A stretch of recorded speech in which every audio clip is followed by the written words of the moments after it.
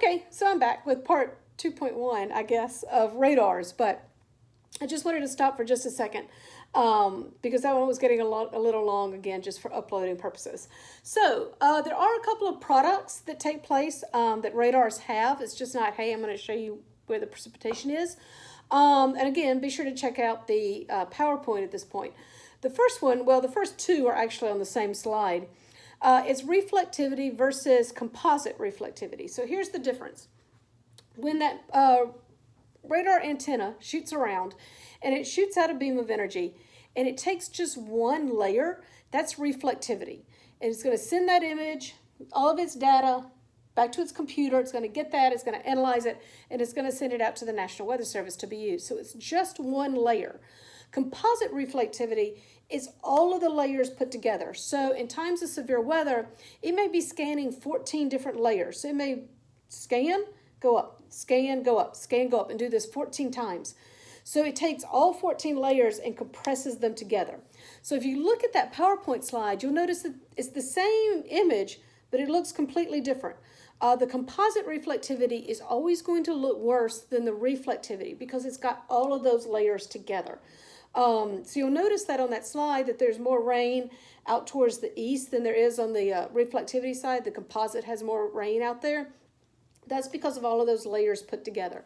So when you're watching the weather, be sure to pay attention whether you're watching composite or you're watching reflectivity. And typically, if you're watching a newscast, it'll say that. And even if you're looking at it online, it'll say that as well. So reflectivity is just one layer. One beam that goes out, gets that information back.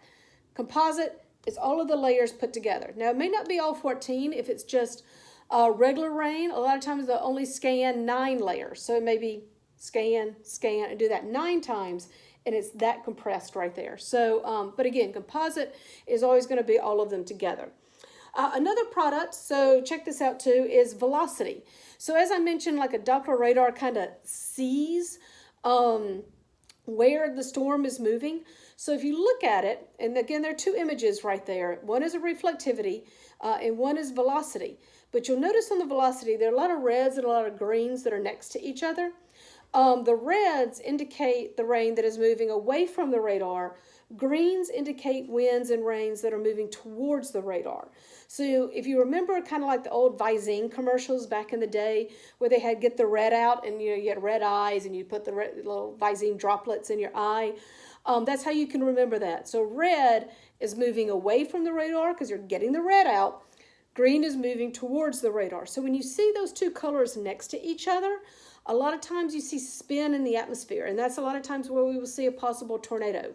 So when you're looking at watching television and you see this is a radar indicated tornado, that's what the system is looking for. That's what the radar is looking for.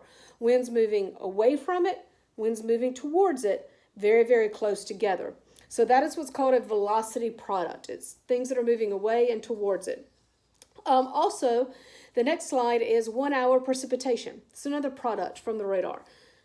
It is what it says it is. It's 1 hour precipitation. So over the last hour, the radar keeps an estimate of how much rain has fallen over that area that it sees, and then it estimates that. There'll be like a little graph, a little code next to it that says, this is 0.1 inches, 0.3 inches, 0.5, 1 inch, and so forth.